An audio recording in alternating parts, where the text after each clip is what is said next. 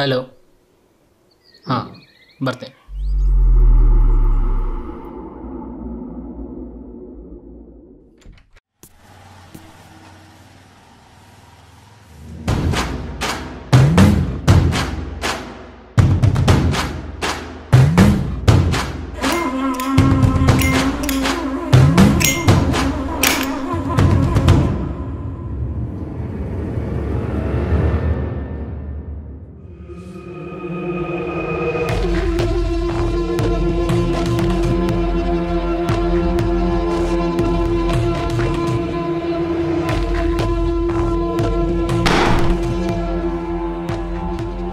You are finished. Mister Vasant, ನಿಮ್ಮ ಕತೆ ಮುಗೀತು. ನಿಮ್ಮ ಹೆಂಡತಿ ಕೊಲೆ ಕೇಸಲ್ಲಿ ನಿಮ್ಮ ವಿರುದ್ಧ ಎಲ್ಲ ಸಾಕ್ಷಿ ಸಿಗುತ್ತೆ. ನಾವು ಆರಾಮಾಗಿ ನಿಮ್ಮನ್ನು ಅರೆಸ್ಟ್ ಮಾಡ್ಬೋದು. ಕೊಲೆ ಅಲ್ಲ ಇನ್ಸ್ಪೆಕ್ಟರ್, ನನ್ನ ಹೆಂಡತಿ ಸಾವು. ನೀವು ಸುಮ್ಮನೆ ನನ್ನ ಮೇಲೆ ಫೇಕ್ ಕೇಸ್ ತಕ್ಕಕ್ಕೆ ನೋಡ್ತಾ ಇದ್ದೀರಾ. ನಾನೇನು ಮಾಡಿಲ್ಲ. Bloody lawyers. ನೋಡಿ ವಸಂತ್, ಬರೀ ಫಿಲಮ್ ಅಲ್ಲಿ ಪೊಲೀಸ್ಗೆ ಚಲ್ಲೆ ಅಂತಿದ್ದ ತರ ತೋರಿಸೋದು ನಿಜವಾದ ಜೀವನದಲ್ಲ. ನಾವು ಯಾವುದೇ ಸರಿಯಾದ ಸಾಕ್ಷಿ ಇಲ್ಲದೆ ಮಾತಾಡಲ್ಲ. ಇವಾಗ ಒಪ್ಕೊಳ್ತೀರಾ ಅಥವಾ ಸ್ಟೇಷನ್ ಅಲ್ಲಿ ನಮ್ಮ ಆತಿಥ್ಯ ತಗೊಂಡ ಮೇಲೆ ಒಪ್ಕೊಳ್ತೀರಾ? No, I don't accept this. Oh ಗೊತ್ತಾಯ್ತು, ಆ ಶಂಕರ್ ನನ್ನ ಮೇಲೆ ಕಟ್ಟಿದ್ದಾನೆ. ಲೋಫರ್ ಮಾಡೋದೆಲ್ಲ ಮಾಡಿ ನನ್ನ ಮೇಲೆ ಗೂಬೆ ಕೊಡ್ಸಕ್ ನೋಡ್ತಾ ಇದ್ದಾನೆ. ಅಷ್ಟಕ್ಕೂ ಅಂಥದ್ದು ನಿಮ್ಮ ಹತ್ರ ಏನು ಸಾಕ್ಷಿ ಇದೆ ಸರ್? ಕೀರ್ತಿ ಡೆತ್ ಆದಾಗ ನಾನು ಅಲ್ಲಿ ಇರಲೇ ಇಲ್ಲ. Don't think we are fools. ನಾನು ನಿಮ್ಮ ಕೇಸ್ ತೊಗೊಂಡಾಗಿಂದ ಎಲ್ಲ ಆ್ಯಂಗಲ್ಸಿಂದ ಡೀಟೇಲ್ಸ್ ಚೆಕ್ ಮಾಡಿದ್ದೀನಿ. ನಿಮ್ಮ ಮೇಲೆ ಒಂದು ಕಣ್ಣು ಇದ್ದೇ ಇತ್ತು. ನಿಮ್ಮ ಕ್ರೆಡಿಟ್ ಕಾರ್ಡ್ ಯೂಸೇಜ್, ಅದನ್ನ ಬಳಸಿ ನೀವು ತರಿಸಿದ ವಸ್ತುಗಳು ನಿಮ್ಮ ಮೇಲೆ ಅನುಮಾನ ಪಡೋಕ್ಕೆ ಸಾಕಾಯಿತು. ಅದರಿಂದ ನೀವೇನು ಪ್ರೂವ್ ಮಾಡೋಕ್ಕಾಗಲ್ಲ ಸರ್. Oh nice. IT ಸೆಕ್ಟರ್ನವರು ವಾದ ಮಾಡ್ತಾರೆ. ನಿಜ, ಸರಿಯಾದ ಈ ವಿಟ್ನೆಸ್ ಅವ್ರ ಸಾಕ್ಷಿ ಇಲ್ಲದೆ ನಿಮ್ಮ ಹೆಂಡತಿ ಸಾವು ಒಂದು ಆಕಸ್ಮಿಕನ ಅಥವಾ ಕೊಲೆನಾ ಅನ್ನೋದು ಕನ್ಫರ್ಮ್ ಆಗಿಲ್ಲ. ಆದ್ರೆ ಸಿಚುವೇಶನಲ್ ಎವಿಡೆನ್ಸ್ ತಗೊಂಡ್ರೆ ನಮ್ಮ ಹತ್ರ ಬೇಕಾದಷ್ಟು ಎವಿಡೆನ್ಸ್ ನಿಮ್ ವಿರುದ್ಧ ಇದೆ. ಫಾರ್ ಎಕ್ಸಾಂಪಲ್, ನಿಮ್ಮ ಹೆಂಡತಿ ಕೊಲೆ ಆದ ದಿನ ನೀವು ನಿಮ್ಮ ಫ್ರೆಂಡ್ ಹತ್ರ ಅರ್ಜೆಂಟ್ ಕೆಲಸ ಇದೆ ಅಂತ ಕಾರ್ ತಗೊಂಡು ಹೋಗ್ತೀರಾ. ಅಲ್ದೇನೆ 3-4 ಬಂಕಲ್ಲಿ ಫ್ಯೂಯಲ್ ತುಂಬಿಸ್ತೀರಾ. ಮೋಸ್ಟ್ ಇಂಪಾರ್ಟೆಂಟ್ ಥಿಂಗ್ ಅಂದ್ರೆ ಆವತ್ತು ನೀವು ಓಡಿಸಿರೋದು ಬರೀ 22ರಿಂದ 25 ಕಿಲೋಮೀಟರ್ ಮಾತ್ರ. ಸರ್, ಅವತ್ತು ಮಧ್ಯಾಹ್ನ ನಮ್ಮ ಆಫೀಸ್ ಲ್ಯಾಂಡ್ಲೈನ್ ಫೋನಿಂದ ಕೀರ್ತಿಗೆ ಫೋನ್ ಮಾಡಿ ಮಾತಾಡಿರೋದು ನಿಮ್ಮ ರೆಕಾರ್ಡ್ಸಲ್ಲಿದೆ. ಅಲ್ಲೇ ನೀವು ಹಿಡಿತು ಮಿಸ್ಟರ್ ವಸಂತ್. ನೀವು ನಿಮ್ಮ ಹೆಂಡತಿ ಫೋನ್ನ ನಿಮ್ಮ ಜೊತೆ ಇಟ್ಕೊಂಡು ಅದರಿಂದ ಕಾಲ್ ಮಾಡಿ ರಿಸೀವ್ ಆಗಿರೋ ಥರ ಪ್ಲಾನ್ ಮಾಡ್ತೀರಿ. ಆದರೆ ನಾವು ಯಾವುದೇ ಮರ್ಡರ್ ಅಥವಾ ಬರಗಲರಿ ಕೇಸಲ್ಲಿ ನೋಡೋದು ಆ ಸಮಯದ ಮೊಬೈಲ್ ಲೊಕೇಶನ್. ನಿಮ್ಮೊಂದು ವಿಷಯ ಹೇಳ್ತೀನಿ ಕೇಳಿ. ಈ ಕ್ರಿಮಿನಲ್ಸ್ ತಾವೇ ಚಾಲಾಕಿ ಅನ್ಕೊಂಡಿರ್ತಾರೆ, ಆದ್ರೆ ನಾವು ಅವ್ರಿಗಿಂತ 2 ಹೆಜ್ಜೆ ಮುಂದೆ ಇರ್ತೀವಿ. ಸರ್, ಜಸ್ಟ್ ಹೈಪೋಥೆಟಿಕಲ್ ಎವಿಡೆನ್ಸ್ ಇಟ್ಕೊಂಡು ಏನೂ ಪ್ರೂವ್ ಮಾಡೋಕ್ಕಾಗಲ್ಲ. ಯಾವುದೇ ಕ್ರೈಮ್ಗೂ ಒಂದು ಉದ್ದೇಶ ಇರಬೇಕಲ್ಲ. ನನಗೇನಿತ್ತು, ಅವಳು ಹೋದ್ಮೇಲೆ ಕೀರ್ತಿ ಹೆಸರಲ್ಲಿದ್ದ ಗೋಲ್ಡು, ದುಡ್ಡು ಅಲ್ಲದೆ ಮದುವೆಲಿ ಕೊಟ್ಟಿದ್ದ ಕಾರ್ ಕೂಡ ವಾಪಸ್ ಮಾಡಿದ್ದೀನಿ. ಇವಾಗ ಒಬ್ಬನೇ ಆ ಮನೇಲಿ ಅವಳನ್ನ ಮರೆಯೋಕ್ಕೆ ಟ್ರೈ ಮಾಡ್ತಾ ಇದ್ದೀನಿ. ಎಸ್, ನಾವು ಅದನ್ನು ಕೂಡ ಎಸ್ಟಾಬ್ಲಿಷ್ ಮಾಡಿದ್ದೀವಿ. ನಿಮ್ಮ ಹೆಂಡತಿ ಕೀರ್ತಿ ಹಾಗೂ ಅವ್ರ ಬಾಸ್ ಜೊತೆಗಿನ ಸಂಬಂಧ ಅದನ್ನ ನೀವು ನಿಮ್ಮ ಸ್ಟೇಟ್ಮೆಂಟ್ ಅಲ್ಲಿ ಒಪ್ಕೊಂಡಿಲ್ಲ. ಆದ್ರೆ ಅವರ ಬಾಸ್ ನಿಮ್ಮ ಹೆಂಡತಿ ಸಾವಿಗಿಂತ ಒಂದಿನದ ಮುಂಚೆ ಒಂದು ಮೆಸೇಜ್ ಕಳಿಸಿದ್ದಾರೆ. ಅದರಲ್ಲಿ ನಿಮ್ಗೆ ಅವರಿಬ್ಬರ ಮೇಲೆ ಸಂಶಯ ಇದೆ, ನಾವಿಬ್ರು ಹುಷಾರಾಗಿರ್ಬೇಕು ಅಂತ ಬರ್ತಿದ್ದಾರೆ. ಇಷ್ಟು ಸಾಕು ನಿಮ್ಮನ್ನ ಅರೆಸ್ಟ್ ಮಾಡೋದಕ್ಕೆ.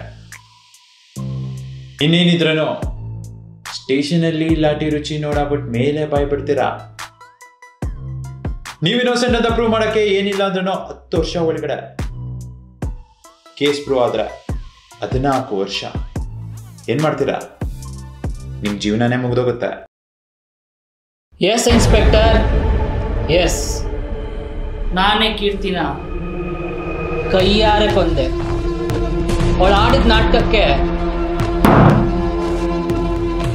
ಸರಿಯಾದ ಶಿಕ್ಷೆ ಕೊಟ್ಟೆ.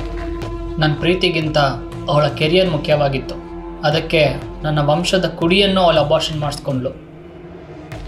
ಇದೇ ವಿಷಯಕ್ಕಾಗಿ ಒಂದು ದೊಡ್ಡ ರಂಪ ನಡೆದಾಗ ನನ್ನ ಮನೆ ಕಡೆ ಗಮನ ಕೊಡ್ತೀನಿ ಅಂತ ಹೇಳಿ ನನ್ನ ಕನ್ವಿನ್ಸ್ ಮಾಡಿದ್ಲು. ಆದರೆ 2 ತಿಂಗಳು inspector, she went back to our own ways. ಆಗಲೇ ಡಿಸೈಡ್ ಮಾಡಿದ್ದೆ, ಕೀರ್ತಿಯನ್ನು ಕೊಂದು ಆ ಕೇಸ್ ಶಂಕರ್ ಮೇಲೆ ಬರೋ ಥರ ಪ್ಲ್ಯಾನ್ ಮಾಡಿದ್ದೆ. 3 ತಿಂಗಳಿಂದ ಇಂಚಿಂಚು ಬಿಡದೆ ಪ್ಲ್ಯಾನ್ ಮಾಡಿದ್ದೆ inspector. 3 months it was a foolproof plan. ಅದನ್ನು ಸರಿಯಾಗಿ ಎಕ್ಸಿಕ್ಯೂಟ್ ಮಾಡಿದೆ. ಬಟ್ ಸ್ಟಿಲ್ ಮಿಸ್ ಹೊಡಿತು. No regrets. Well plan, very well executed murder. What next? In jail? ನಾವು ಕೂಡ ಎಷ್ಟು ಚೆನ್ನಾಗಿ ಪ್ಲಾನ್ ಮಾಡೋಕ್ಕಾಗಲ್ಲ. ಪ್ಲೀಸ್ ಹೆಲ್ಪ್ ಮಿ ಇನ್ಸ್ಪೆಕ್ಟರ್, ನನ್ನ ಸೇವ್ ಮಾಡಿ. ಆ ಶಂಕರ್ನ ಒಳಗಾಕ್ಸಿ. 25 ಲಕ್ಷ ಇದೆ ನನ್ನ ಹತ್ರ.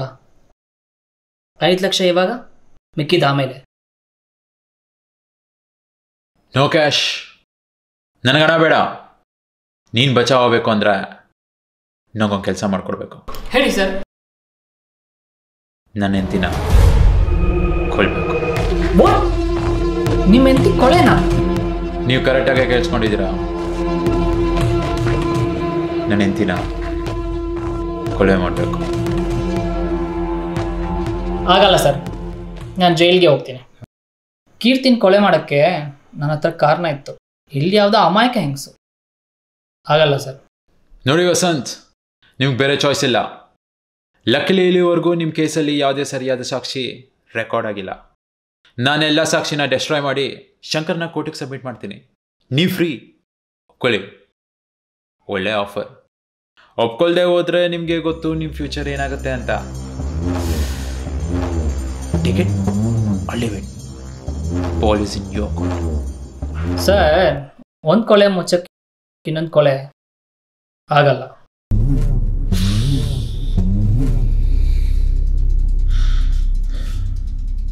ನೋಡಿ ವಸಂತ್, ನಾನು ಪೊಲೀಸ್ ಕೆಲಸದಲ್ಲಿ ಇದ್ರೂ ನನ್ನ ಹೆಂಡತಿನ ಕಂಟ್ರೋಲ್ ಮಾಡೋಕ್ಕಾಗಿಲ್ಲ. ನಾನೇ ರೆಡೆಂಡ್ ಆಗಿ 3 ಸತಿ ಬೇರೆ ಗಂಡಸ ಜೊತೆ ಅವಳನ್ನ ನಮ್ಮ ಸೋದರ ಮಾವನ ಮಗಳು ಅಂತ ಮನೇಲಿ ಒತ್ತಾಯ ಮಾಡಿ ಮದುವೆ ಮಾಡಿದ್ರು. ಅವಳ ವಿಚಾರನ ನಮ್ಮ ಮನೇಲಿ ಹೇಳಿದ್ರೆ ಇಬ್ಬರು ಮನೆಯಲ್ಲೂ ಸಾವುಗಳು ಸಂಭವಿಸ್ತವೆ. ಡೈವರ್ಸ್ ಕೊಟ್ಟು ಮುಗಿಸ್ಕೊಳ್ಳೋಣ ಅಂದ್ರೆ ಇದೇ ರೀಸನ್ ಆಗಲ್ಲ. ಆದ್ರೆ ನಂಗಂತೂ ಸಾಕಾಗೋಗಿದೆ. ಅವಳಿಂದ ಮುಕ್ತಿ ಬೇಕು ಅಷ್ಟೇ. ನಿಮ್ ಕೇಸ್ ಇನ್ವೆಸ್ಟಿಗೇಷನ್ ಮಾಡ್ತಾ ಇರ್ಬೇಕಾದ್ರೆ ನಿಮ್ ಪರ್ಫೆಕ್ಟ್ ಪ್ಲಾನಿಂಗ್ ನೋಡಿ ಇಂಪ್ರೆಸ್ ಆದೆ. ಅದಕ್ಕೆ ಕೇಳ್ತಿರೋದು. ಒಪ್ಕೊಳ್ಳದೆ ಇದ್ರೆ ಜೈಲಲ್ಲಿ ಕೊಳಿತೀರಾ. ನಾನು ಅವಾಗಲೇ ಹೇಳಿದ್ದೀನಿ, take it or leave it. ಅದಲ್ಲ ಸರಿ ಸರ್. ಕೀರ್ತಿ ಡೆತ್ ಕೇಸಲ್ಲಿ ಸರಿಯಾದ ಸಾಕ್ಷಿ ಸಿಗಲಿಲ್ಲ ಅಂತ ನಾನು ಅಲ್ಲಿ ಬಂದಾಗ ನನ್ನ ರೆಡ್ ಹ್ಯಾಂಡ್ ಆಗಿ ಹಿಡಿಯೋಕ್ಕೆ ಪ್ಲಾನ್ ಮಾಡ್ತಾ ಇಲ್ಲ ತಾನೆ?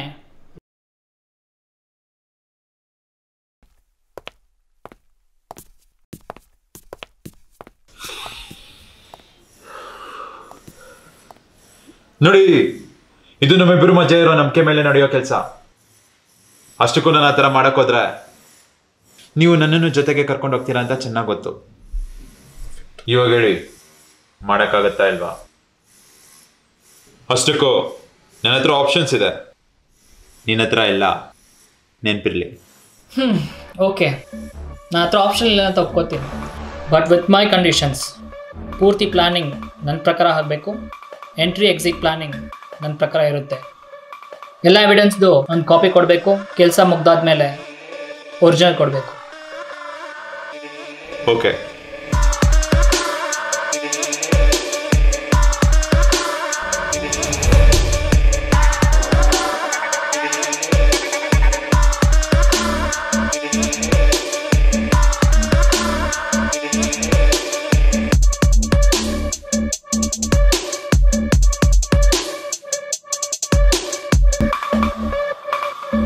ಪ್ಲ್ಯಾನ್ ರೆಡಿ ಇದೆ, ನಾಳೆ ಮುಗಿಸ್ತೀನಿ. ನಾಳೆ ರಾತ್ರಿ 9 ಗಂಟೆಗೆ ನಿಮ್ಮ ಮನೆಗೆ ಬರ್ತೀನಿ. ನಿಮ್ಮ ಹಳೆ ಫ್ರೆಂಡ್ ಅಂತ ಇಂಟ್ರೊಡ್ಯೂಸ್ ಮಾಡಿಸಿ.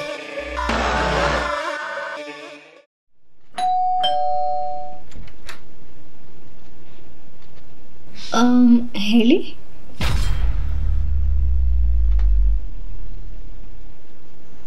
ನನ್ನ Manohar friend.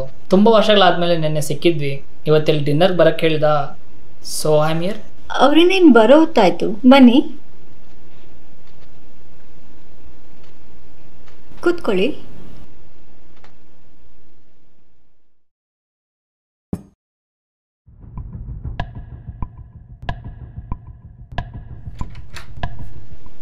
O Vasanth, you are on time.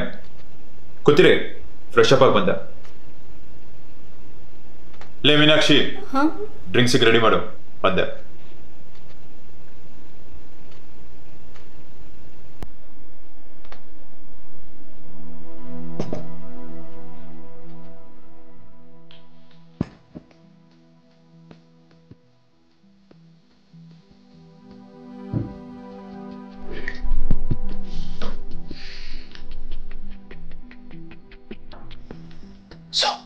Plan ಏನು? ನಾನೇನು ಮಾಡಬೇಕು?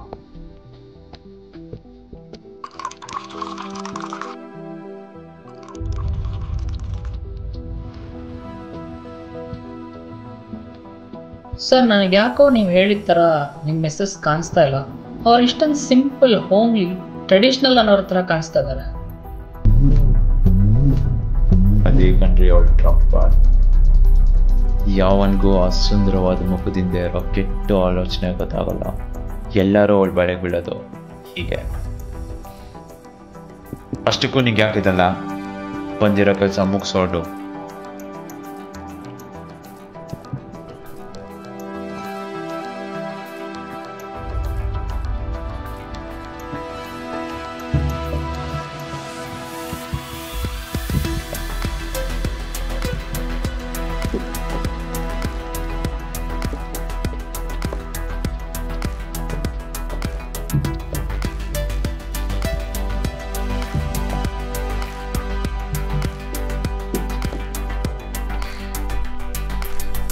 ವಸಂತ್, ಅವಳಿದೇ ಕಾರಣಕ್ಕೆ ಯಾರೋ ಅವಳ ಮೇಲೆ ಅನುಮಾನ ಪಡಲ್ಲ.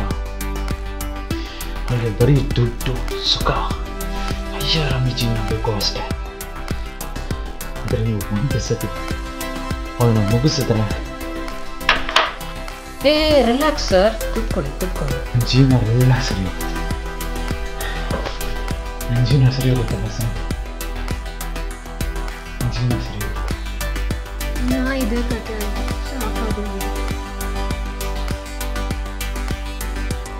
ವಸಂತ್, ಹೇಳ್ತೀನಿ ವಸಂತ್. ಸ್ವಲ್ಪ ಬೇಗ ಶಿಫ್ಟ್ ಮಾಡೋಕ್ಕೆ ಹೆಲ್ಪ್ ಮಾಡ್ತೀರಾ?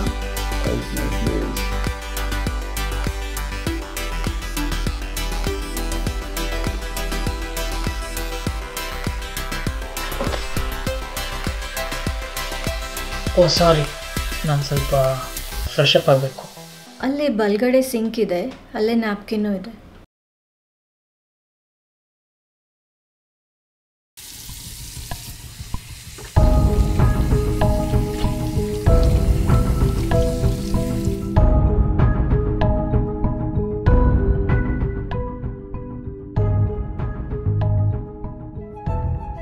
ಇದೆಲ್ಲ ನನಗೇನು ಹೊಸ್ತಲ್ಲ ಬಿಡಿ.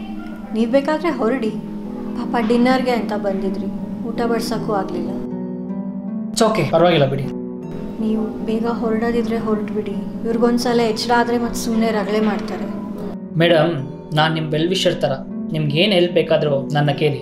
ನೀವು ಬಂದಿರೋ ಕೆಲಸ ಮುಗಿಸ್ಕೊಂಡು ಹೋಗಿ, ಅಷ್ಟೇ ಸಾಕು.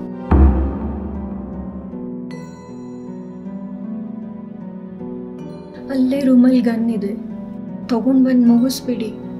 ಎಷ್ಟು ದಿನ ಅಂತ ಸತ್ತು ಬದುಕೋದು? ಇವ್ರ ಹಿಂಸೆಯಿಂದ ಒಂದೇ ಸಲ ಮುಕ್ತಿ ಸಿಕ್ಬಿಡುತ್ತೆ. ನೀವು ಮಾತಾಡ್ತಾ ಇದ್ದಾಗ ಕೇಳಿಸ್ಕೊಂಡೆ, ಇವ್ರ ಟಾರ್ಚರಿಂದ ಅಂತೂ ಸತ್ತಿಲ್ಲ, ಇವಾಗ ನಿಮ್ಮನ್ನು ಕಳಿಸಿದ್ದಾರೆ. ನೀವು ಬಂದಿರೋ ಕೆಲಸ ಮುಗಿಸ್ಬಿಟ್ಟು ಹೋಗಿ, ಇಲ್ಲಾಂದರೆ ನಿಮಗೆ ದುಡ್ಡು ಸಿಗಲ್ಲ. ಇಲ್ಲ ಆ ಥರ ಏನೂ ಇಲ್ಲ. ಇನ್ಸ್ಪೆಕ್ಟರ್ ನನ್ನ ಬ್ಲ್ಯಾಕ್ ಮೇಲ್ ಮಾಡಿ ಕರ್ಸಿರೋದು. ನನ್ನ ಹೆಂಡತಿ ಡೆತ್ತು ಕೊಲೆ ಅಂತ ಪ್ರೂವ್ ಮಾಡೋಕೆ ಕೊಟ್ಟಿದ್ರು. ಅದರಿಂದ ತಪ್ಪಿಸ್ಕೊಳ್ಳೋಕ್ಕೆ ನಿಮ್ಮನ್ನು ಮರ್ಡರ್ ಮಾಡೋಕ್ಕೆ ಹೇಳಿದರು. ಬಟ್ ಅವ್ರು ಹೇಳಿದ ರೀತಿ ನೀವಿಲ್ಲ ಬಿಡಿ. ನೀವು ನನ್ನನ್ನು ಕೊಲ್ಲಿಲ್ಲ ಅಂದರೆ ಇನ್ನೊಬ್ರು ಯಾರು ಬಂದು ಇದೇ ಕೆಲಸ ಮಾಡ್ತಾರೆ. ಜೀವನನೇ ಸಾಕಾಗೋಗಿದೆ, ಮನೇಲೂ ಹೇಳೋ ಆಗಿಲ್ಲ.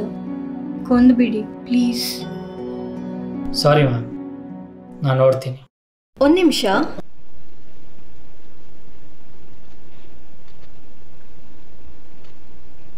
ಮಧ್ಯಾಹ್ನ ಬಂದಾಗ ಯಾವುದೋ ಫೈಲ್ ಎತ್ತಿಡು ಅಂತ ಹೇಳಿದ್ರು. ನೋಡಿ, ನಿಮ್ಗೆ ಬೇಕಾಗಿರೋ ಯಾವ್ದಾದ್ರು ಡಾಕ್ಯುಮೆಂಟ್ಸ್ ಇದೆಯಾ ಅಂತ.